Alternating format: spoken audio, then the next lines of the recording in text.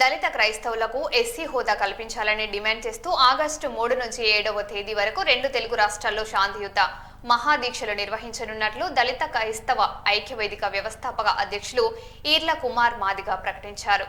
August 10న హన్మకొండలో Ambedkar విగ్రహం నుంచి జిల్లా కలెక్టర్ వరకు నిరసన ర్యాలీ నిర్వహించనున్నట్లు తెలిపారు. దళిత క్రైస్తవుల హక్కుల సాధన కోసం అందరూ ఐక్యంగా పోరాడాలని ఆయన పిలుపునిచ్చారు. వరంగల్ జిల్లా పాత్రిక మిత్రులందరికీ ఉద్యమ నమస్కారాలు.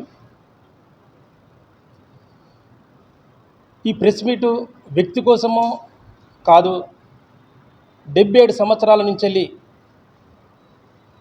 వివక్షకు గురవుతున్న దళితులకు మత స్వేచ్ఛ హక్కులు కాలరాసిన మత స్వేచ్ఛ హక్కు కావాలనే రాజ్యాంగం ఇచ్చిన హక్కును కాలరాసిన దాన్ని స్పష్టంగా ఈ సమాజానికి ప్రభుత్వాలకు చేరవేయడం కోసమే ప్రత్యేకంగా ఈరోజు ప్రెస్ మీట్ పెట్టాలనే ఆలోచనతోటి ముందుకు రావడం జరిగింది. ఈ సందర్భంగా ఎన్నో శతాబ్దాల నుండి ఎన్ని తరాలను మారిన దళితులకు వివక్షత కొనసాగుతూనే ఉంది. దళితులకు మత స్వేచ్ఛ హక్కు లేదు. దేశానికి స్వాతంత్రం రాకముందుకు, ఈ దేశానికి రాజ్యాంగం రాకముందుకు భారతదేశంలో కుల వ్యవస్థ పెచ్చరిల్లిపోయిందనే సాక్ష్యం అనేకం కనబడుతున్నాయి. ఏళ్ల తరబడి ఉన్న దళితుల మీద వివక్షత కొనసాగుతున్నది. దళితులు స్వాతంత్రం రాకముందుకే మనుధర్మ శాస్త్రానికి ఆ ధర్మము దళితులను మనుషులుగా చూడలేదు. దళితులను దేవాలయాలకు రాకుండా, చదువుకోకుండా, ఒకవేళ దళితులు చదువుకుంటే సీసాలు పోసిళ్ళు, చదువుకుంటే నాలుకలు తెగకోసిళ్ళు అని చరిత్ర మన కళ్ళ ముందు ఉన్నదనే సాక్ష్యం మనకు కనబడుతుంది. దళితులు అనేటోళ్ళు ఊరికి ఆమడ దూరం ఉంటూ మహిళతోటి వీళ్ళు ముట్టుకుంటే మహిళ, వీరు ఈ సమాజము ఒక పశువును జంతువును కూడా హక్కును చేర్చుకుంటున్నారు, కానీ దళితులను మాత్రం హక్కును చేర్చుకునే పరిస్థితి లేదు. ఇది బానిసత్వంగా, అర్ధ బానిసగా భావించవలసిన అవసరం ఉన్నది. ఒక అర్ధ జంతువుగా ఉంటున్నది. కాబట్టి ఈ సందర్భంగా దేశానికి స్వాతంత్రం రాకముందు, రాజ్యాంగం రాకముందుకు ఎన్ని మత గ్రంథాలు వచ్చినా మాకు హక్కులుగా మనుషులుగా గుర్తించలేదు. కానీ భారత రాజ్యాంగం వచ్చిన తర్వాత మమ్మల్ని మనుషులుగా గుర్తించి అందులో పొందుపరిచారు. మరి భారతదేశం స్వాతంత్రం వచ్చింది, దేశం మొత్తము సంతోషపడుతున్న క్రమంలో 1947 ఆగస్టు 15వ తారీఖున దేశానికి స్వాతంత్రం వచ్చింది. కానీ దళితుల యొక్క స్థితిగతులు అక్కడనే ఉన్నాయి. కానీ రాజ్యాంగం ద్వారా బాబాసాహెబ్ అంబేద్కర్ 1950 జనవరి 26వ తారీఖున భారత రాజ్యాంగాన్ని ఆమోదం తెలిపిన తర్వాత మనం ప్రత్యేకంగా ఈ యొక్క గ్రంథమే మా జీవితాలకు ఒక వెలుగునించిందని ఈ సందర్భంగా తెలియజేస్తున్నాం. కాబట్టి భారత రాజ్యాంగము చెప్పిన దాన్ని 77 సంవత్సరాలు అవుతుంది. ఇంతవరకు పరిపాలన దాని మీద ప్రమాణం చేస్తున్నారు. కానీ ఈ దళితులకు, ఈ కిందున్న వర్గాలకు న్యాయం జరుగుతలేదు. ఇంకా వివక్ష కొనసాగుతున్నది. ఎన్ని తరాలు గడిచినా దళితులకు కొనసాగుతుంది కదా ఈ కుట్రలు, వివక్షత. మరి మనిషి అనే వ్యక్తి చంద్రమండలంలోనే తిరుగుతున్నా, ఈ భూమి మీద కాదు చంద్రమండలంలో ఉంటున్నాడు ఈ ఆధునిక టెక్నాలజీలో. కానీ దళితుని మీద ఇంకా వివక్ష ఎందుకు జరుగుతున్నాయి? దళితుల మీద పరువు హత్యలు ఎందుకు జరుగుతున్నాయి? దళితుల మీద మత స్వేచ్ఛ హక్కు రాకుండా అడ్డుకుంటున్నది. ఈ సమాజానికి తెలవాల్సిన అవసరం ఉన్నది. భారత రాజ్యాంగము 1950 జనవరి 26వ తారీఖు రాజ్యాంగం చెప్పింది. రాజ్యాంగం ఏం చెప్పింది? ఈ దేశంలో ప్రతి పౌరునికి సమాన హక్కు కావాలన్నది. ఈ దేశానికి ప్రతి పౌరునికి మత స్వేచ్ఛ హక్కు ఇచ్చింది. కానీ భారతదేశంలో ఆర్టికల్ 17 కూడా అంటరానితనం నిషేధం అని చెప్పింది. మనం పాఠ్య పుస్తకాల్లో చూస్తున్నాం అంటరానితనం నిషేధం అని. మరి అంటరానితనం నిషేధం అంటే ఏంటిది?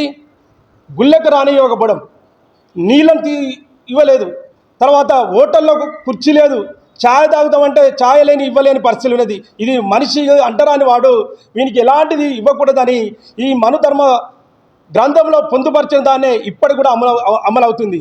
ఈ సందర్భంగా ఆధునిక టెక్నాలజీలో ఒక దళితుడు రూమ్ రెంట్ ఇవ్వాలంటే కూడా కష్టం ఉంటుంది. నువ్వు ఎస్సీవా ఇవ్వాలని ఇంకా కొనసాగుతుంది కదా ఈ వివక్షత. ఈ వివక్షత కొనసాగేంత వరకు కులాలకు రిజర్వేషన్ ఇవ్వాల్సిన అవసరం ఉన్నది. కాబట్టి ఈ సందర్భంగా ఈ విషయాన్ని స్పష్టంగా చెప్పదలుచుకున్నాం. కాబట్టి దళితులు అనే వాళ్ళు మత స్వేచ్ఛ ఎందుకు లేదు? మరి భారత రాజ్యాంగం ఏం చెప్పింది? సమానత్వం చెప్పింది. ఆర్టికల్ 14, ఆర్టికల్ 25 మత స్వేచ్ఛ హక్కు చెప్పింది. కానీ మత స్వేచ్ఛ హక్కు ఈ దేశం ఉన్న ప్రజలందరికీ మత స్వేచ్ఛ హక్కు ఇచ్చింది. మరి భారతదేశ రాజ్యాంగంలో ఈ భారతదేశ కులాలను, సముదాయాన్ని 4 భాగాలు విభజించారు. ఒకటి ఎస్సీగా, ఒకటి ఎస్టీగా, ఒకటి బీసీగా, ఓసీగా. మరి ఎస్సీ అనే కులాలు హైదరాబాద్ రాష్ట్రంలో 32 కులాలు ఉన్నాయి 1950లో గెజిట్ ప్రకారం. మరి 32 కులాలు మాదిగా చిందు ఈ కులాలు కూడా ఉన్నాయి. మరి అప్పుడు పొందుపరిచినప్పుడు 8 నెలల తర్వాత కుట్ర జరిగింది. ఆ కుట్ర SC presidential order. SC presidential order, రాష్ట్రపతి ఉత్తర్వులు, ఎస్సీ ప్రెసిడెంట్ ఆర్డర్ పారత్రి దళితులకు మత స్వేచ్ఛ హక్కు కాలరాయడం జరిగింది. ఆగస్టు 10వ తారీఖున మా దళితులకు మత స్వేచ్ఛ హక్కు కాల రాసిన సందర్భంగా అప్పటి నుంచి ఇప్పటి వరకు 77 సంవత్సరాలు అవుతుంది. మా కుట్రలను మేము భగ్నం చేయాల్సిన అవసరం ఉన్నది. ఆ వివక్షను తొలగించడం కోసమే నిరంతరం పోరాటం చేయడానికి మాకు ప్రయాణం చేస్తున్నాం. కాబట్టి 1950 ఆగస్టు 10వ తారీఖున ఆర్డరు జరిగితే హిందూ తప్ప వేరే మతాలు అంటే ఏంటిది? మరి హిందూ తప్ప వేరే మతాలు అనేది స్పష్టంగా ఇది చెప్తుంది. మరి హిందూ తప్ప వేరే మతాలు ఈ దేశంలో ఏమున్నాయి? జైన మతం ఉంది, పార్సీ ఉంది, బౌద్ధ ఉంది, సిక్కు ఉంది, ముస్లిం క్రైస్తత్వం ఉన్నది. మరి ఈ మతాలకు దళితులకు మాత్రమే ఎందుకు ఉండడం? ఈ యొక్క హిందూ తప్ప వేరే మతం ఈ దళితులు ఈ మతాలకు పోతే ఎస్సీ రిజర్వేషన్ పోవడం ఏంటి? ఎస్సీ హోదా పోవడం ఏంటి? మరి ఓసీల కులాలు బాపన, బ్రాహ్మణ, రెడ్డి, వేలమ, కమ్మ, నాయుడు అనేటోళ్ళు ఉన్నారు కదా. మరి ఆధిపత్య కులాలకు లేని దళితులకు మాత్రము ఈ ఎస్సీ హోదా తోటి మా రిజర్వేషన్ కాలరాయడం ఏంటి? మరి బీసీలలో కులాలు చూస్తే గౌడ్స్, యాదవులు, మున్నూరు కాపు, ముదిరాజు, చాకలి, కమ్మ, రెడ్డి సంబంధించిన వాళ్ళు ఉన్నారు. మరి వీళ్ళు కూడా వాళ్ళకు హిందువు తప్ప వేరే మతంలో పోయిన మత స్వేచ్ఛ హక్కు వీరికి కూడా ఉన్నది. మరి మాతోటి సామాజిక వ్యవస్థకు గురవుతున్న ఎస్టీలు అనేటోళ్ళు, లంబాడ, కోయ అనేటోళ్ళు కూడా వీరికి కూడా మత స్వేచ్ఛ హక్కు ఉన్నది. దళితులకు మేము ఏ పాపం చేశాం? వేల సంవత్సరాల నుంచి మమ్మల్ని ఊరికామడ దూరం ఉండి మీరు చదువుకుంటే తల నరికేసేవారు, నాలుక కోసేవారు. అలాంటి స్థితిలో కూడా మేము ఈ సమాజంలో ప్రత్యేక, ఈ దేశంలో మూలవాసులము, ఈ దేశంలో మీ పౌరులము అనే అంశాన్ని మేము బలంగా చెప్పుకోవడానికి ముందుకు పోతున్న క్రమంలో ఈ ఆర్డర్ ద్వారా మాకు రిజర్వేషను ఎస్సీ హోదా పోయి బీసీ రావాలనే జరిగింది. కాబట్టి మేము ఈ సందర్భంగా అంటున్నాం, బాబాసాహెబ్ అంబేద్కర్ ఉన్నాడు,